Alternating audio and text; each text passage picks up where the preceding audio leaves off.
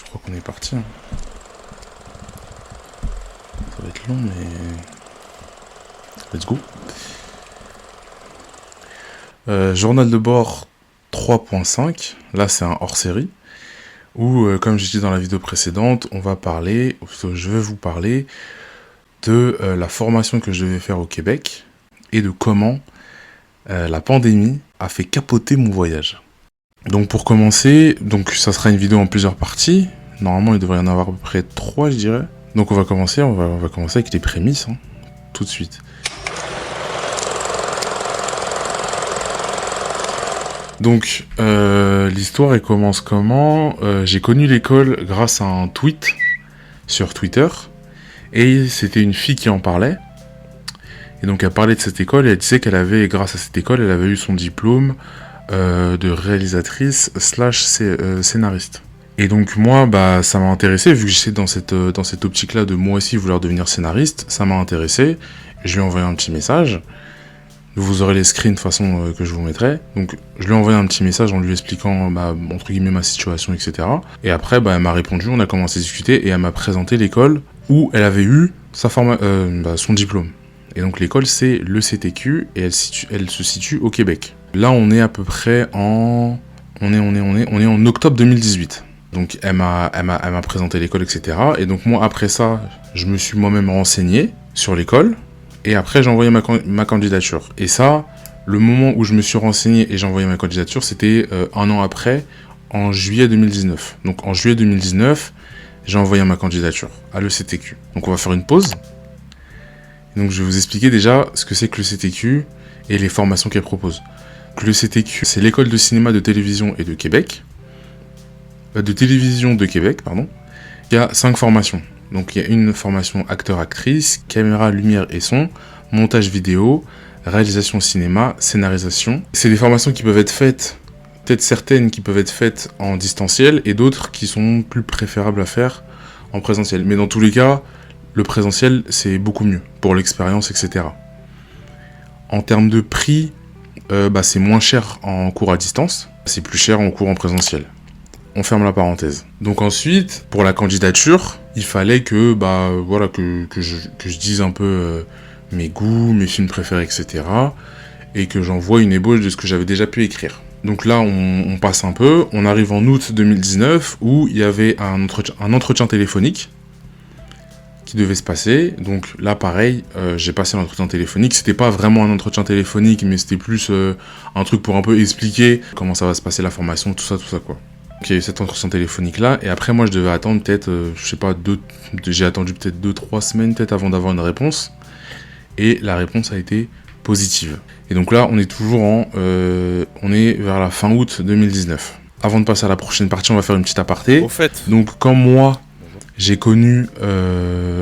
su que j'étais accepté à l'école, j'avais eu pour projet de faire un carnet de bord pour documenter tout mon voyage.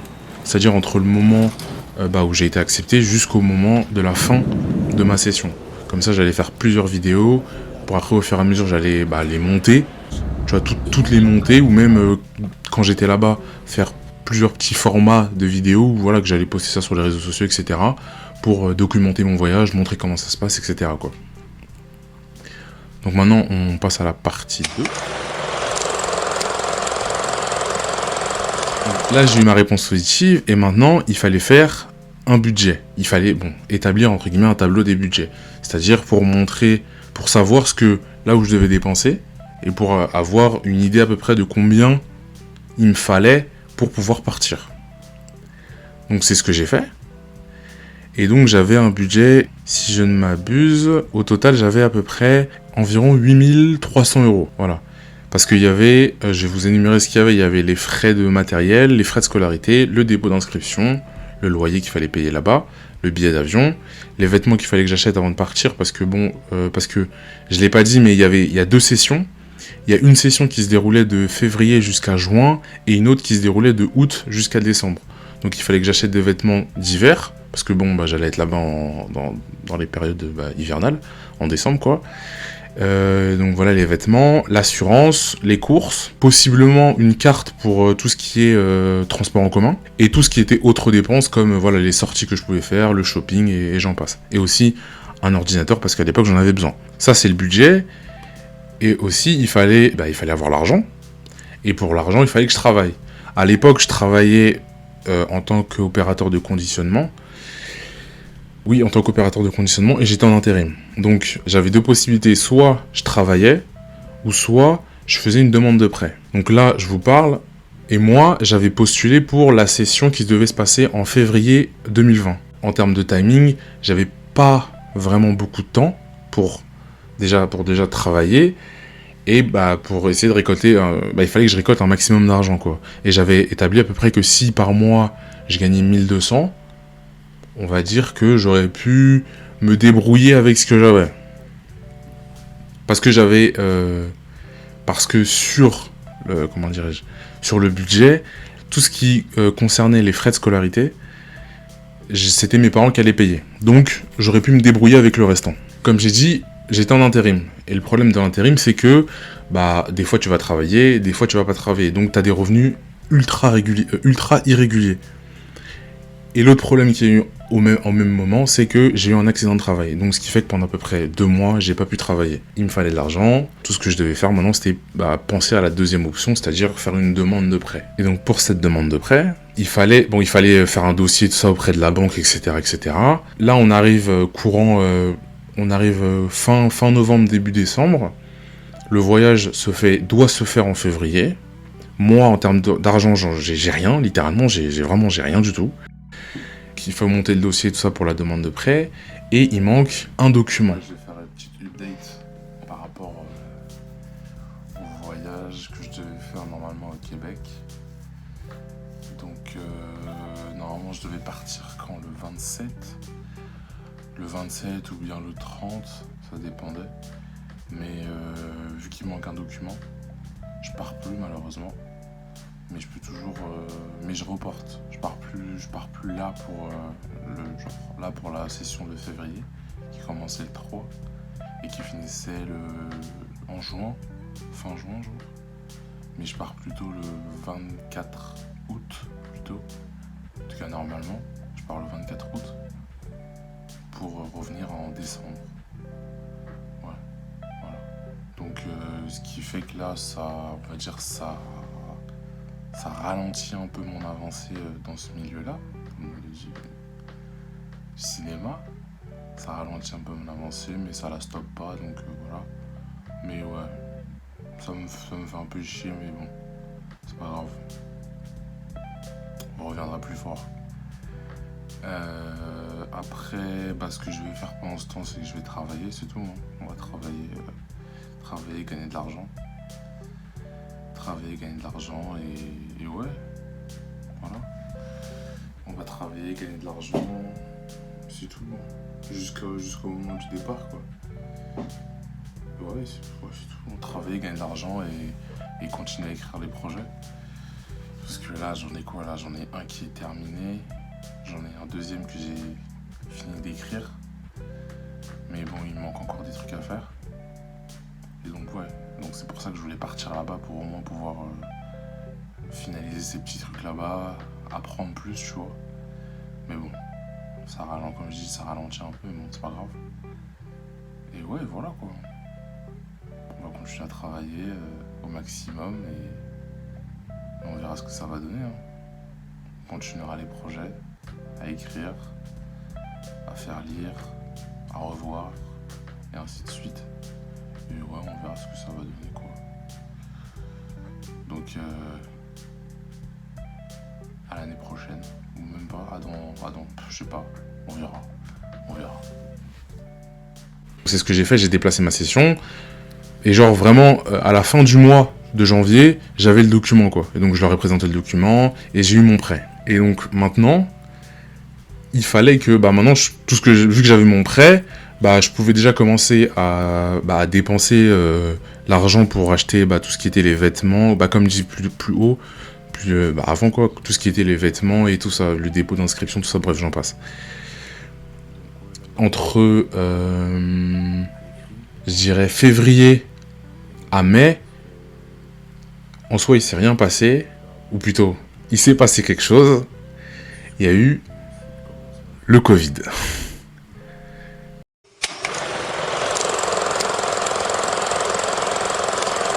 Je vous passe les détails, je pense que bon, on en a bouffé et bouffé, mais donc il y a eu le Covid.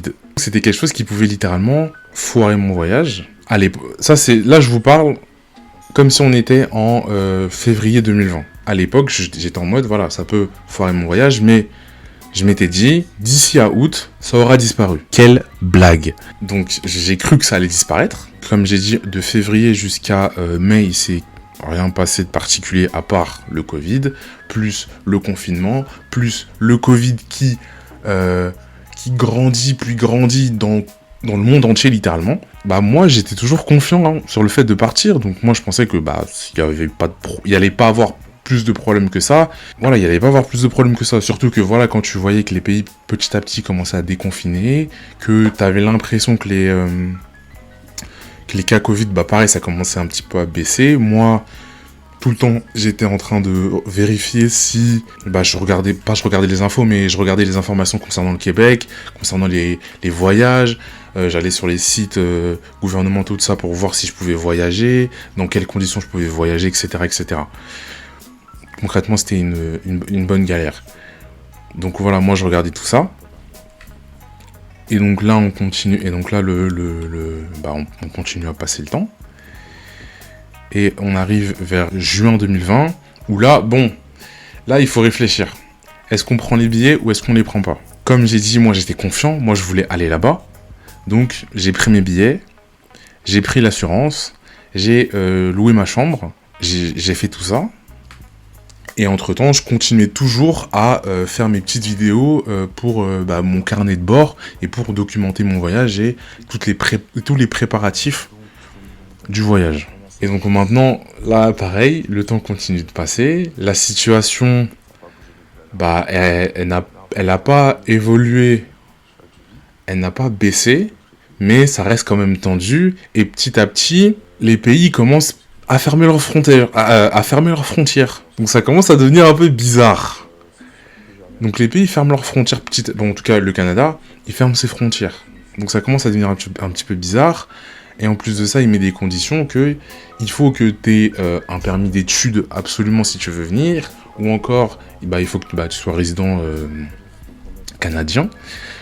Et bon, bref, il y a plein de conditions qu'ils mettent en place et qui, moi, commencent un peu à me gêner, quoi.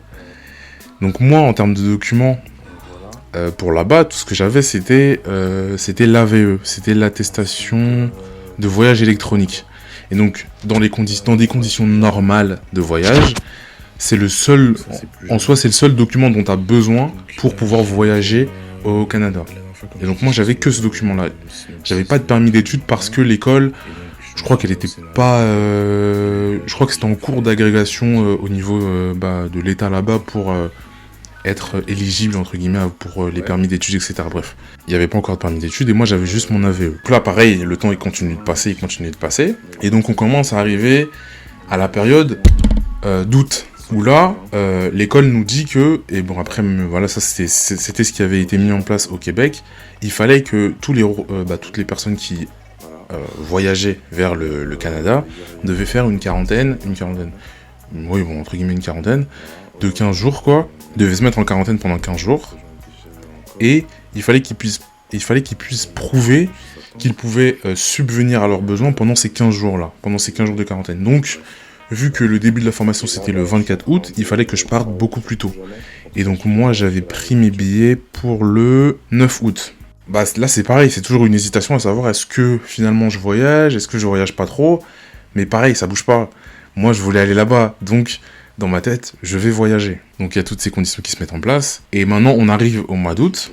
Et au mois d'août, il y a des gens qui commencent il y a quelques personnes qui commencent à voyager. Quelques personnes de la formation qui commencent à voyager. Et maintenant, c'est pas, on reçoit un message. Donc moi, mon voyage, je devais le faire dans même pas une semaine ou deux. Et donc, on reçoit un message de l'école qui nous dit que il y a 3 étudiants, je crois. Il y a 3 étudiants qui ont tenté le voyage. Il y en a un qui a été refusé en France. Il y en a un deuxième qui a été, je crois, refusé au Canada. Et il y en a un troisième qui a pu rentrer.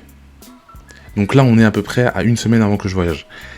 Donc moi, j'ai toutes ces informations-là. Et je suis en mode, ok, ça va être compliqué. Ça va être compliqué. Donc, il faut... Bah, là, pareil, hein, il faut toujours savoir, bon, est-ce que je voyage, est-ce que je voyage pas. J'avais toujours la possibilité d'annuler mon voyage. Et ah oui, et entre-temps, j'oublie de le dire, mais entre-temps, j'avais pu avoir un contact avec quelqu'un qui allait faire lui aussi la formation. Et on était tous les deux dans la même situation. Sauf que lui, il voyageait après moi. Donc, qu'est-ce qui se passe ? Pareil, le temps il continue d'avancer. Là, on est en août. On est à peut-être la veille de mon départ. Moi, comme dit, je veux partir. Donc, le jour du départ, le 9 août, je me présente à Air France, plutôt à l'aéroport Charles de Gaulle, avec mes bagages, tout ça. J'avais tout préparé, tout ce que j'avais acheté, tout était dans mes valises. J'avais tous les documents. Et oui, autre aparté, j'avais un panel de documents pour prouver que la formation était essentielle d'être faite en présentiel. Et j'avais aussi un plan de quarantaine pour la formation. J'avais, donc à ma disposition, j'avais la lettre d'acceptation de l'école, j'avais une lettre de justification de l'école pour justifier les cours en présentiel, j'avais mon autorisation, mon billet aller-retour, l'assurance, j'avais aussi une lettre du proprio qui expliquait là aussi que il allait faire en sorte que nous, on puisse respecter la quarantaine. Donc j'avais vraiment plein de documents comme ça. Et tout ça juste pour prouver que j'allais respecter mon plan de quarantaine. Donc moi, je me présente là-bas au moment de l'enregistrement. Je donne mes documents à la dame prend mes documents, elle regarde. Vu qu'il y avait les fameuses restrictions, elle vérifie qu'il n'y a pas de problème et que je peux voyager dans le pays là-bas. Tout ça, je suis serein, mais de rien du tout. C'est-à-dire que moi, je suis juste en mode, on y va au bluff. On y va au bluff et on essaye de rester, on essaye de rester serein et de rester convaincant quand on parle. Donc moi, quand elle me dit un petit truc, je lui dis, j'ai tel document, un autre, tac. Et donc direct, je fais ça. Et le truc qui est cruel dans ça, c'est que juste à côté de moi, il y avait une fille qui, elle aussi, devait partir au Canada. Elle n'a pas été acceptée. Et clairement, elle était en pleurs. Voilà. Donc déjà, quand tu vois ça, t'es en mode, ok. Moi, pareil, j'ai tous mes documents, etc. Tout passe bien. Il n'y a pas de problème. La meuf, elle a regardé la dame, elle a regardé mes documents. Il n'y a eu aucun souci. Donc moi, je récupère mes documents. Mes valises, elles partent. Direction, elles partent, quoi. Et donc moi, je peux partir. Maintenant, il faut que j'attende pour l'embarquement. Bref, donc j'attends pour l'embarquement. Au moment de l'embarquement, pareil, je continue, je suis les fils, etc. Je passe ma bagage sous les détecteurs de métaux, tout ça. Et maintenant, on arrive au moment où là, j'ai l'avion littéralement en face de moi, sauf qu'il reste encore un portique à passer avant de pouvoir dire « Ok, je suis dans l'avion, ok, entre guillemets, je suis tranquille. » Donc, j'arrive devant je sais pas si c'était un des mecs qui vérifiait que tout était en règle. Je lui présente les documents et lui, tout de suite, il me dit « Pas de visa, tu passes pas. » J'étais en mode « Ah, ok. » Donc là, pareil, j'ai tous mes documents, je lui donne tous les documents, il regarde tous les documents et on va dire, je lui mets pas la pression, mais genre, je lui parle de manière à ce que il comprenne bien que qu'ils comprennent bien que j'ai tous mes documents, que entre guillemets je suis en règle, qu'il y aura pas de problème, etc. et tout. Et donc lui, de son côté, il est en mode, ok, en soi il peut rien faire entre guillemets, puisque on m'a accepté avant, donc, pas il peut rien faire, il peut toujours me refuser, mais on m'a accepté avant, donc je pense que dans son inconscient, il s'est dit, bon, si on l'a accepté avant, c'est que bon, il peut passer, entre guillemets, quoi. Donc lui, pour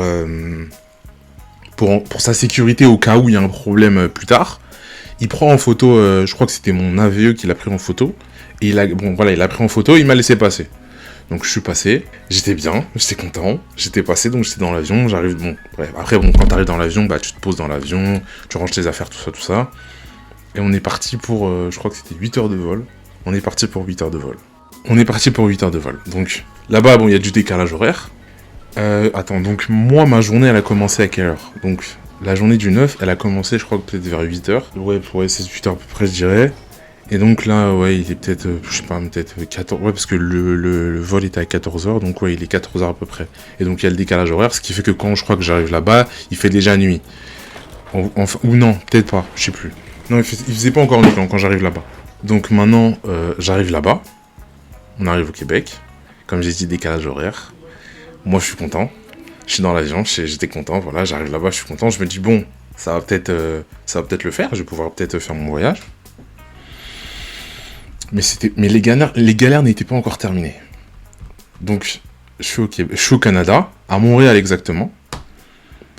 Donc là, pareil, on sort de l'avion, on nous donne des documents qu'on doit remplir pour dire que voilà, on prouve sur notre honneur qu'il n'y a pas de symptômes ou quoi que ce soit et tout. Donc on prend ces documents-là, on les garde avec nous. Maintenant, on descend pour là aussi s'enregistrer, parce que c'était une escale à Montréal avant de pouvoir après aller au Québec. Donc on descend pour aller s'enregistrer encore une fois. On enregistre nos documents, etc. Puis après on devait faire une file pour cette fois-ci passer la douane. Et là, c'est à mon tour, j'arrive devant la dame de la douane. Et donc elle prend mes documents, parce que on va dire les restrictions, elle les connaît. Donc elle prend mes documents, elle les regarde, ok, et elle part. D'accord. D'accord. Elle part, elle revient peut-être 5 minutes après. Monsieur, veuillez me suivre. Ok. Donc là, je me retrouve dans le service douanier, je crois. Là, il y a une attente interminable d'environ peut-être 2 heures, je crois, même plus que 2 heures, peut-être 2-3 heures. En France, il devait être, quand je suis en train d'attendre là-bas, en France, il devait être à peu près minuit, je crois. Ce qui fait que moi, depuis 8 heures du matin, je suis debout jusqu'à là, maintenant, minuit. Il fallait que je fasse la queue. Il fallait que j'attende. Donc j'ai attendu peut-être 2-3 heures facile avant qu'on me prenne en charge. Qu'on vérifie mes documents, etc. Et donc c'est ce qui s'est passé, ils ont vérifié mes documents. Et donc, pareil, quand j'ai vu la dame, je lui ai montré tous les documents et tout. Sauf que là, c'est pas passé. Elle m'a dit littéralement que voilà, il y avait des restrictions, qu'il y avait telle personne qui était acceptée, toutes les autres personnes étaient refusées. Ce qui fait que monsieur, demi-tour, vous rentrez en France. Et donc j'étais en mode let's go. Sur le coup, j'avais même pas le seum sur le coup, parce que mentalement j'étais préparé au fait qu'on me dise demi-tour. J'étais en mode, là où j'étais, j'y suis allé entre guillemets au bluff, tu vois, et j'étais même pas mécontent ou quoi que ce soit, tu vois. Maintenant, donc voilà, et donc maintenant que je savais que j'allais faire un demi-tour en France, il faut aller dire à toute la famille, à tous les potes à qui t'as dit je vais voyager au Québec, à toutes ces personnes-là, il faut leur envoyer un message pour leur dire que finalement tu vas rentrer en France parce que t'as été refusé. Bon bref, c'est chiant concrètement, mais comme j'ai dit, moi ça m'a pas plus impacté que ça. Et donc après ce qui s'est passé, c'est que retour en France, comme je l'ai dit, pareil, j'avais toujours pas dormi encore. Retour en France, on me donne un vol retour. Il y a une meuf, une policière qui vient me récupérer avec mes bagages, etc. Elle m'emmène directement au niveau de l'avion que je devais prendre. Là, au niveau de l'avion, j'arrive bien avant l'embarquement des passagers. Et en gros, j'arrive bien avant l'embarquement des passagers. Et eux, ils m'emmènent. Et ils m'emmènent au fond de la cabine, comme si j'étais puni. Je vais tout au fond de la cabine. Je suis tout au fond de la cabine, à côté des stewards et tout. Et après, dans le voyage retour, là c'est pareil, c'est à peu près 8 heures. Bref, dès que le voyage a décollé, je me suis endormi instant. Je me suis réveillé, on arrivait peut-être 1 heure ou 2 heures après en France. Et voilà quoi. Après, il y a rien de spécial. Après, par rapport à l'école, je peux toujours voilà, discuter avec eux et pouvoir effectuer une formation toujours là-bas. Parce que vu que j'ai payé mes frais de plutôt, mon dépôt d'inscription, vu que j'ai fait mon dépôt d'inscription, je peux toujours, dans tous les cas, leur dire que voilà, est-ce que je peux m'inscrire pour une nouvelle session, etc. et pouvoir faire une nouvelle session. Mais bon, pour l'instant, j'ai pas fait de nouvelle session. Je suis toujours en France. Mon prêt, il m'a servi à rien, à part pour un PC. Voilà. Et voilà quoi. Ouais, je crois que c'est tout. Hein. En vrai, ouais, c'est tout. Hein. Y a rien d'autre à ajouter. Voilà ce qui s'est passé pour le voyage au Québec. C'était long, mais voilà ce qui s'est passé.